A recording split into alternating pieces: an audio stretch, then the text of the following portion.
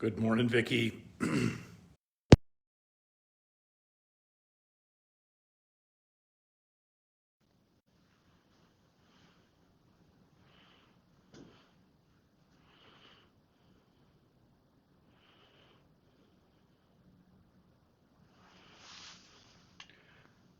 Good morning, friends.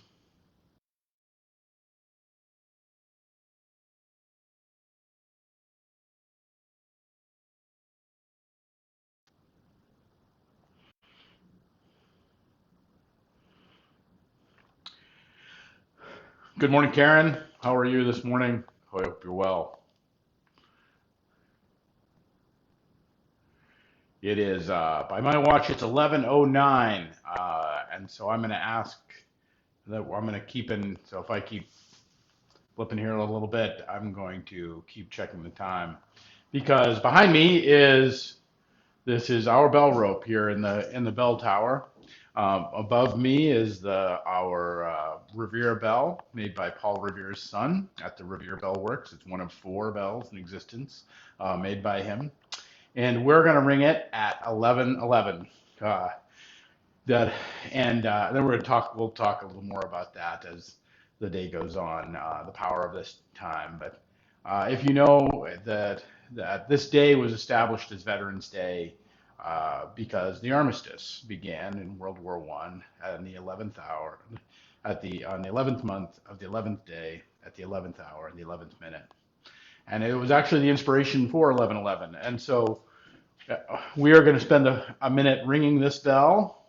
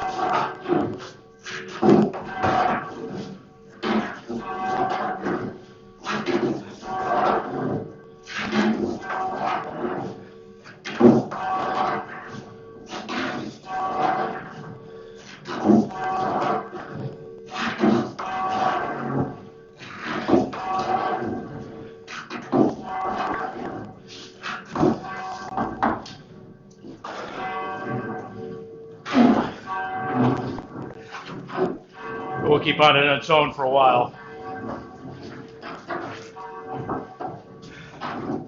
Vicky, come on down if you want to ring the bell any day.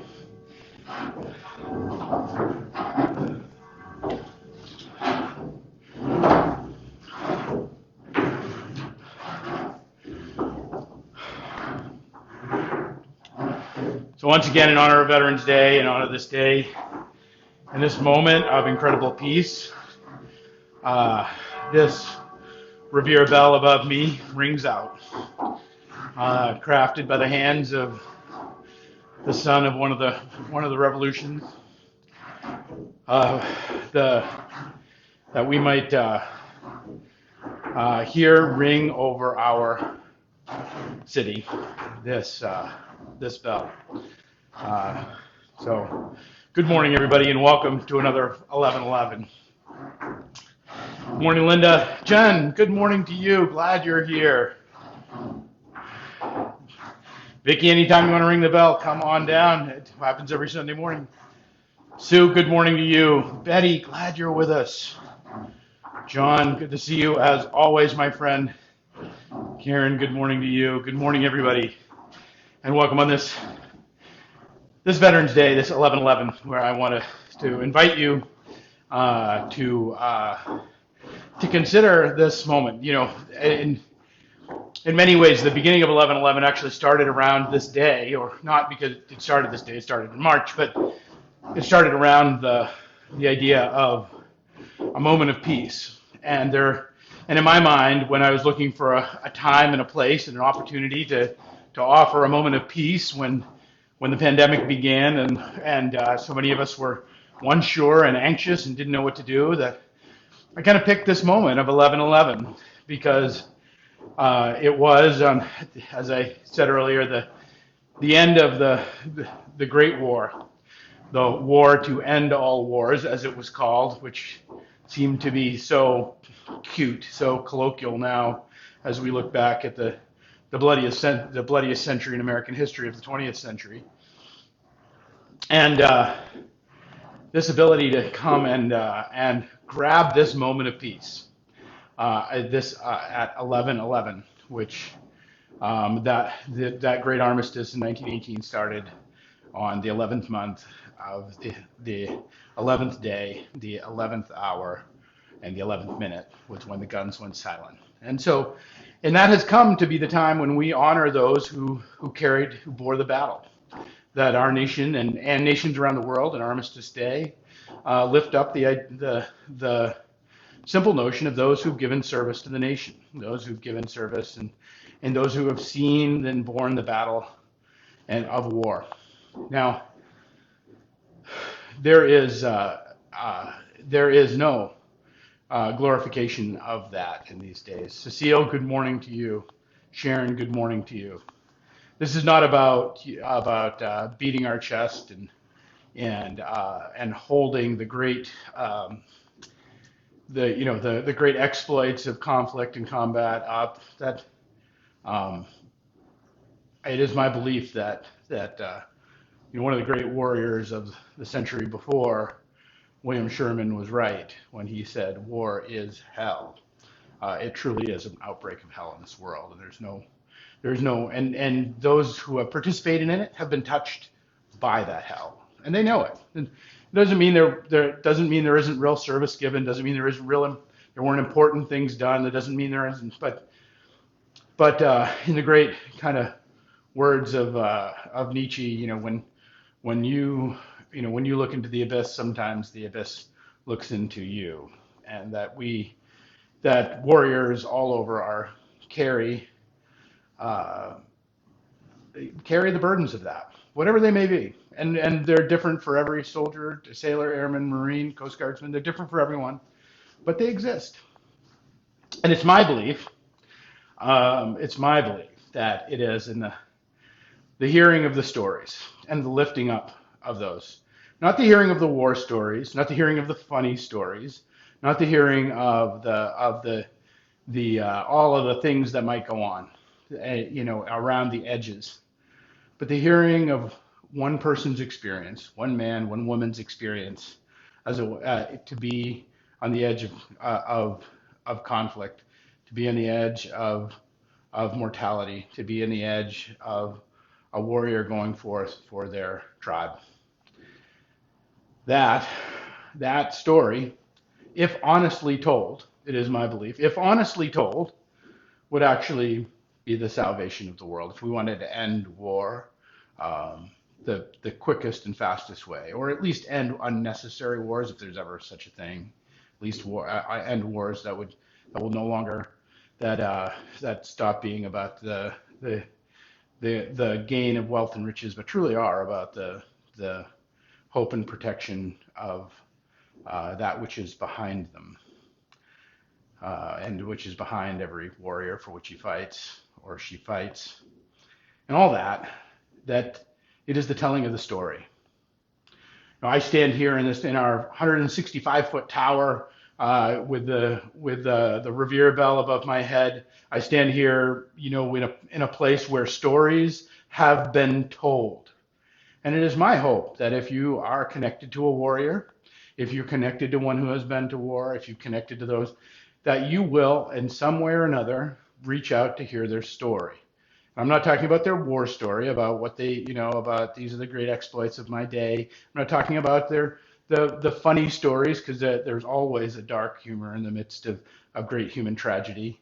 I'm talking about human experience, the story of human experience. Come alongside them for a little while. Just come alongside them for a little while.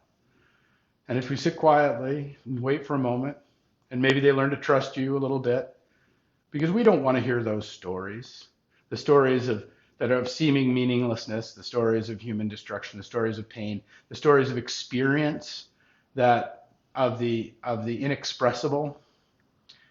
You know,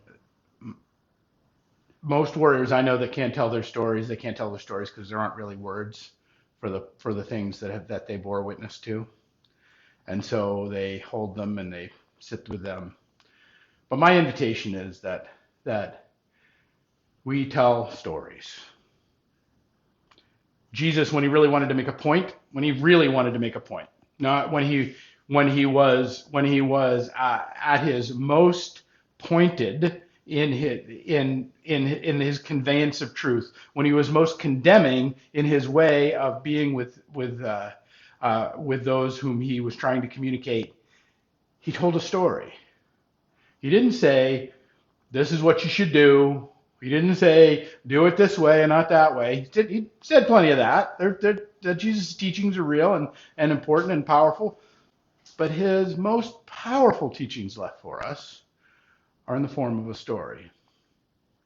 That's not an accident. My hope for all of you is that you hear the stories of the warriors in your life. Again, not the outward stories that they tell to put armor on, but the willingness to sit with them and hear the experience of what it was for so many of them as, very young men or very young women to encounter the beast and the horror of a human meat grinder, to simply participate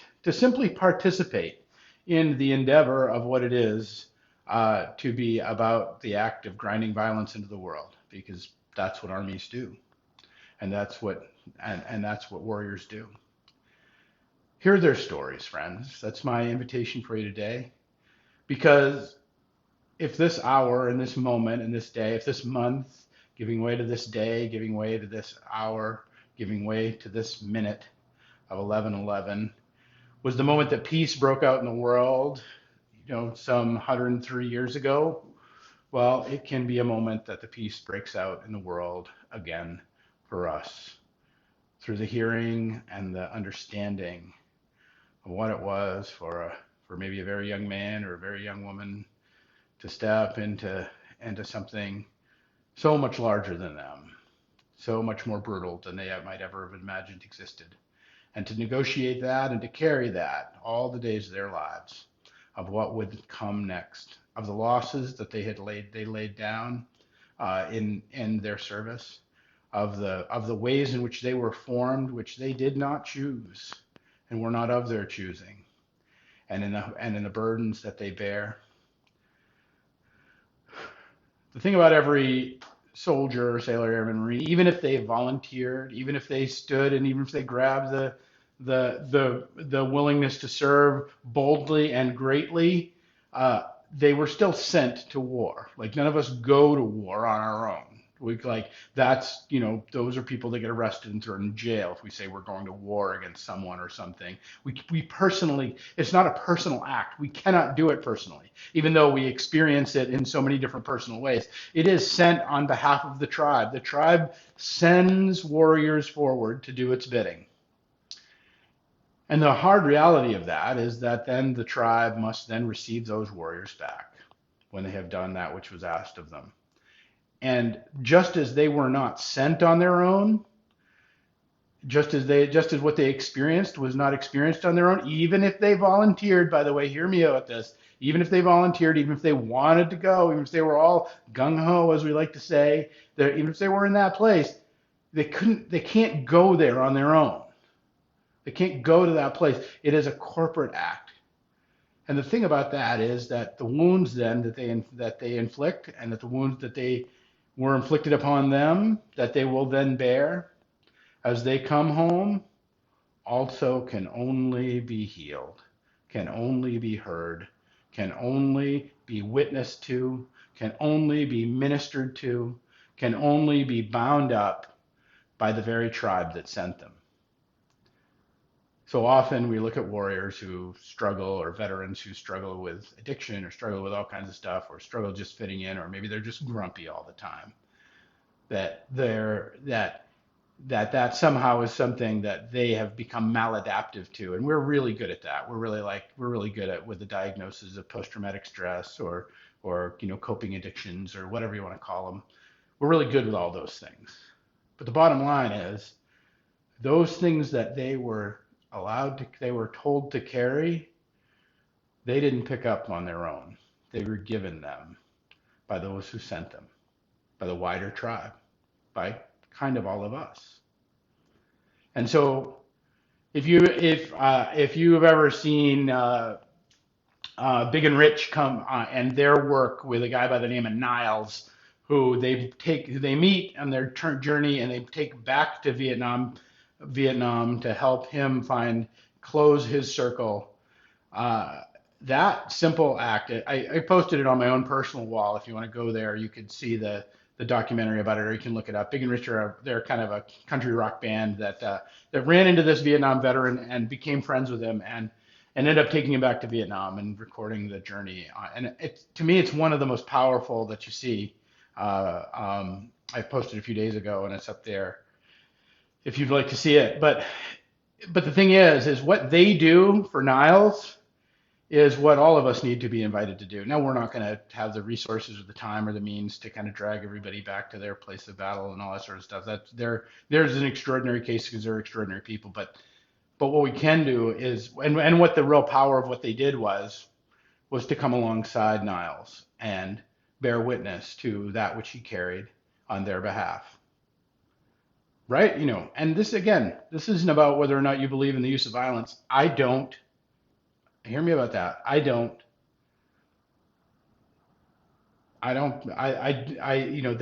That doesn't make a pacifist, but there are moments in which, if we are attacked, we must be defended. But the great use of violence in the world that has been used by nation states around, yeah, friends, that's not. It's hard to square the gospel with some of that. It's hard to square our living into compassion and love and all of that with a lot of the foreign policy of our nation. But none of that. But we can't conflate the two. We cannot conflate the two. Because to do so is to lose both. It's to lose our ability to actually condemn the wrong use of a warrior, and it is to misunderstand and misalign ourselves with the actual sacrifice that a warrior has made in the willingness to stand in the breach and do that of which the tribe asked them. Anyway, this is kind of a ramble today, but I hope you will hear what I'm saying, because at the heart of all this is Jesus' command that no greater love has a man than to lay down his life for his brother or his sister. And that our laying down our lives, those who have warriors in our life, those who come in contact with them, have the ability to lay down our lives, because we can lay down our a little bit of our sensibilities, a little bit of our thin-skinnedness, a little bit of our not wanting to look at maybe people what it is that people we have loved have done or taken part in or been in contact with. Maybe we can suspend that, and we can bear hearing their story. Not hearing their war story, not hearing their funny story, but hearing their experience of what it was to be a part of one of these incredible moments in which hell breaks out in the world.